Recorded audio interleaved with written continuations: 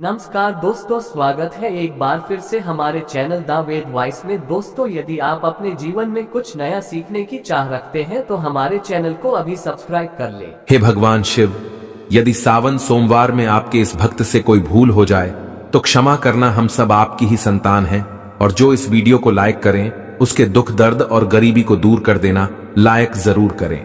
सावन की हार्दिक शुभकामनाएं। दोस्तों, सावन सोमवार के पवित्र दिन में यहां पर बांधे एक जोड़ी हरी चूड़ी 24 घंटे के अंदर में देखे चमत्कार। सावन का जो महीना होता है मर्यादा एवं यह भक्ति का महीना होता है, भक्ति का माह होता है। सावन के पूरे महीने पर भगवान भोलेनाथ जी का नियंत्रण माना जाता है। कालों के भी काल कहे जाने वाले महाकाल शिव शंभू को सावन का महीना बहुत ही खूबसूरत लगता है। इस समय सूखे पड़े बंजर, सूखे पड़े बाग खिलखिला उठते हैं। चारों और हरियाली ही हरियाली दिखाई होती है।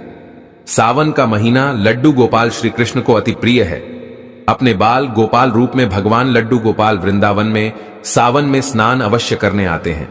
श्री कृष्ण सखियों के साथ मिलकर वर्षा आदि में स्नान करते हैं और नृत्य आदि करते। दोस्तों, ऐसा माना जाता है कि सावन के पूरे महीने भर भगवान भोलेनाथ जी की पूजा पाठ करने से वह शीघ्र ही प्रसन्न होते हैं। सावन का पूरा महीना भगवान भोलेनाथ का प्रिय महीना है। इसकी अनेक पौराणिक कथाएं एवं धार्मिक मान्यताएं भी हैं। दोस्तों, जनसाधारण लोग किसी और महीने में संयम नियम का पालन करें या ना करें, लेकिन सावन के महीने में संयम एवं नियम का पालन जरूर करते हैं। सावन में जो लोग व्रत आदि करते हैं तो उन्हें पूरे महीने भर लहसुन प्याज तथा किसी का झूठा भोजन भी नहीं करना चाहिए, क्योंकि इस समय व्रतधारी भगवान शिव की शरण में होता है। तो आप कोई भी ऐसा पाप ना करें जिससे भगवान शिव क्रोधित हो जाएं। तो आज की जो वीडियो है बहुत ही सुंदर है, ज्ञानवर्धक जानकारी है। इस वीडियो को अपने फायदे के लिए जरूर पूरा देखना है, क्योंकि अधूरा ज्ञान हमेशा अधूरा फल ही देगा और भगवान शिव का अपमान भी माना जाएगा। इसलिए सावन के शुभ अवसर पर वीडियो को अंत तक जरूर देखें और कमेंट में अपनी राशि जरूर डाल दीजिए। यदि हमारे पास कोई उपाय होगा तो वह आकर हम आपके कमेंट के रिप्लाई में जरूर बताएंगे। सावन के महीने की विशेष महत्व कुछ इस प्रकार से है। दोस्तों, सावन के महीने में ही समुद्र मंथन हुआ था। सावन के महीने में ही माता लक्ष्मी उत्पन्न हुई थी और माता लक्ष्मी को धन की देवी का दर्जा सावन के महीने में ही प्राप्त हुआ था। सावन के महीने में ही भगवान भोलेनाथ भूलोक पर आ जाते हैं और भूलोक पर जिनके घर पर यथावत शिवलिंग रखा हुआ होता है तो उनके घर में भगवान आशंक के रूप में जरूर आते हैं। दोस्तों, इस माह में भगवान विष्णु योग निद्रा में चले जाते हैं तो सृष्टि का जो भार होता है वह भगवान भोलेनाथ संभालते हैं। तो आज की जो वीडियो का विषय है बहुत ही सुंदर है कि इस वृक्ष पर बांधे 2 जोड़ा हरी चूड़ी आपकी हर इच्छा शीघ्र ही पूर्ण होगी। और इस वृक्ष पर सावन में अगर हरी चूड़ी बांधते हैं तो आपकी सभी मनोकामना शीघ्र ही पूर्ण होगी ही होगी और आपका आने वाला समय भी सुगमता पूर्वक से गुजरेगा। और कैसी भी आपके जीवन में जो परेशानी चल रही हो वह परेशानी भी समाप्त हो जाएगी। अच्छी चूड़ी सभी समुदाय के लोग पहनते हैं। हिंदू, मुस्लिम, सिख, ईसाई सभी लोग अपने हाथों में चूड़ियां अवश्य धारण करते हैं। कोई इसे बैंगल्स बोलता है तो कोई इसे कड़े, कोई इसे चूड़ी आदि बोलता है, लेकिन चूड़ी का महत्व सर्वप्रिय है। देवी देवताओं को अति आकर्षित करने वाली चूड़ियां मानी जाती हैं, खासकर माता रानी। जो महिला चूड़ी पहनकर, दोस्तों, अगर आप भी भोलेनाथ के सच्चे भक्त हैं तो कमेंट बॉक्स में ओम नमः शिवाय जरूर लिखना। और अगर आप भोलेनाथ से प्यार करते हैं तो 1 लाइक जरूर करें। दोस्तों, भगवान भोलेनाथ जी को यह 3 वृक्ष अत्यंत प्रिय है और इस वृक्ष की पूजा करने से शिव पूजा करने का ही फल प्राप्त होता है। दोस्तों, इस वृक्ष के बारे में शास्त्रों में यह भी कहा जाता है कि मनुष्य जाति के जन्म कल्याण के लिए स्वयं भगवान भोलेनाथ एवं माता पार्वती इन वृक्षों के रूप में भूलोक पर अवतरित हुए थे, अर्थात भूलोक पर जन्म लिया था। तो आइए इस वीडियो में जानते हैं सावन में हरी चूड़ी का महत्व। दोस्तों, हरा रंग सौभाग्य एवं उल्लास का प्रतीक माना जाता है, जो मन को शीघ्र ही आनंदित करता है। हरा रंग प्रकृति का वह स्वरूप है। हरा रंग प्रकृति का स्वरूप माना जाता है और माता पार्वती भी प्रकृति है एवं भोलेनाथ को पुरुष माना जाता है। दोस्तों, हरे रंग का उदाहरण कुछ इस प्रकार से है जैसे सावन में भगवान शिव जी को चढ़ाए जाने वाले बेलपत्र, धतूरा, भांग एवं दूब हरे रंग की होती है। दोस्तों, प्रकृति निर्माण करने वाले भगवान भोलेनाथ हरे रंग से अति शीघ्र ही प्रसन्न होते हैं।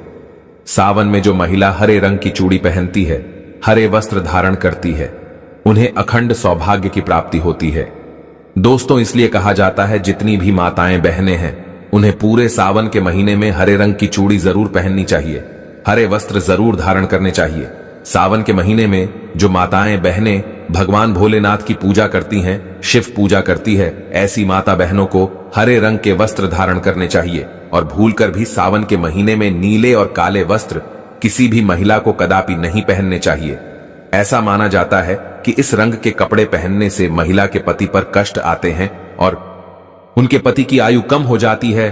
तो दोस्तों, इस वृक्ष पर किसी भी सावन सोमवार के दिन या सावन में किसी भी समय जरूर बांधे। हरी चूड़ी दुर्भाग्य आपका सौभाग्य में बदल जाएगा। कैसी भी आपके ऊपर परेशानी हो, गरीबी हो, कष्ट हो, कर्ज हो, तकलीफ हो, जीवन में जो परेशानी हो, वह सारी समस्याएं समाप्त हो जाएंगी। दोस्तों, केवल एक ही सोमवार के दिन अगर आप यह उपाय करते हैं, हरी चूड़ी इस वृक्ष पर बांधते हैं, तो आपके जन्म जन्मांतर की गरीबी भी मिट जाती है और शीघ्र ही आपके एक ही सोमवार के दिन यह उपाय करने से मनोकामना पूर्ण होगी। तो दोस्तों, वह वृक्ष कौन से हैं? आइए जानते हैं। प्रथम वृक्ष है शमी का वृक्ष। शमी के वृक्ष के बारे में ध्यान से सुनिए। तो शमी का वृक्ष माता पार्वती का एवं भगवान भोलेनाथ जी का मिश्रित स्वरूप कहा जाता है।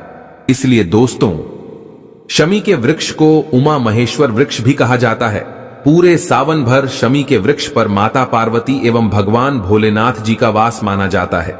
सावन के महीने में गोधूली बेला पर प्रदोष काल के समय, अर्थात दोस्तों जब न ही दिन हो और न ही रात, अर्थात संध्या काल के समय, तो इस वृक्ष को संध्या काल के समय में, गोधूली बेला में या फिर प्रदोष समय में इस वृक्ष को छूने से पाप, दोष, कष्ट एवं परेशानी केवल सावन के महीने में छूने मात्र से समाप्त हो जाती है।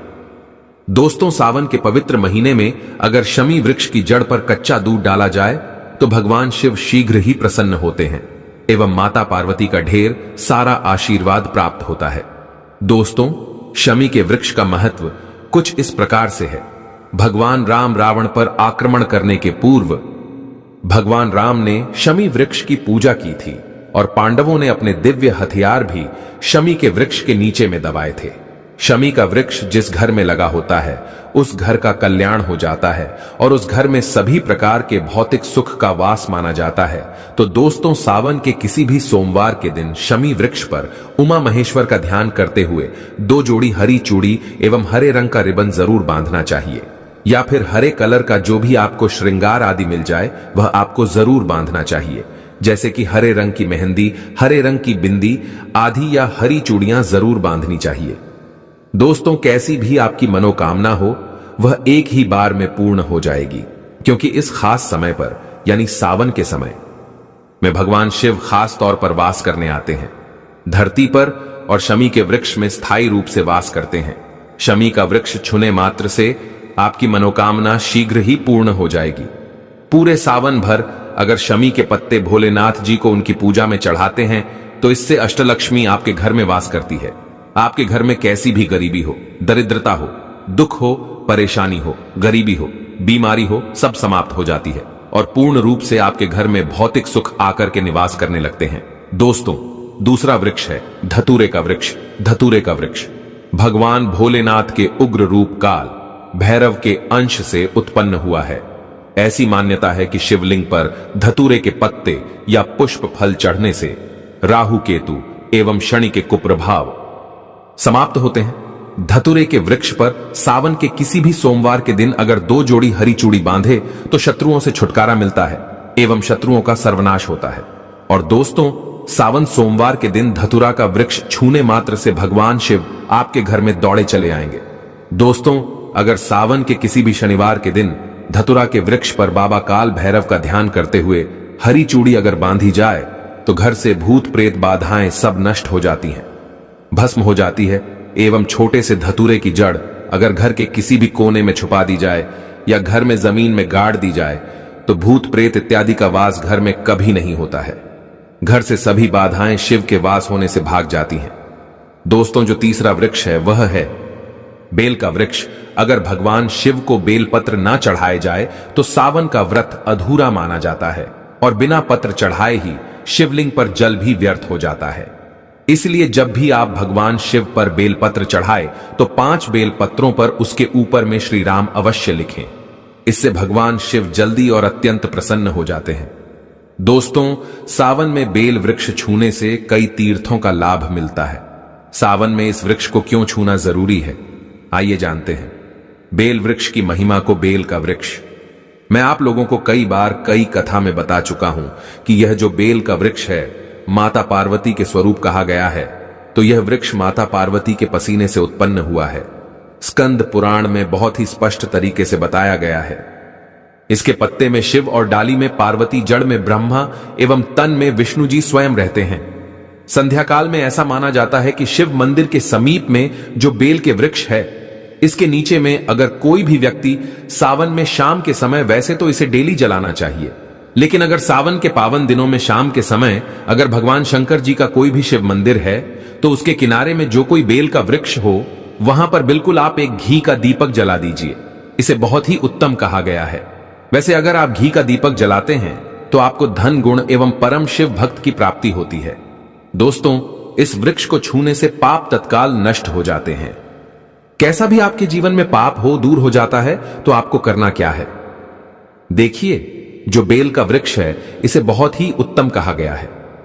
माता लक्ष्मी को भी बेल के वृक्ष का अवतार लेना पड़ा था। एक कथा के अनुसार इसके बारे में मैं एक कथा भी बता दूंगा कि क्यों माता लक्ष्मी को बेल के रूप में बेल के वृक्ष में अवतरित होना पड़ा था। तो आपको सावन के पवित्र दिनों में बेल के वृक्ष के नीचे हो सके तो घी का दीपक जरूर जलाइएगा। घी का दीपक बहुत ही उत्तम कहा गया है। अन्य वृक्षों को जैसे आपने मक्खन चढ़ाया, बताशे का भोग लगाया, बेल के वृक्ष को माता पार्वती तथा भगवान शंकर का स्वरूप ही कहेंगे। बेल के वृक्ष की जो जड़ होती है, इसके जो मूल भाग होते हैं, इसमें समस्त तीर्थ आकर के निवास करते हैं।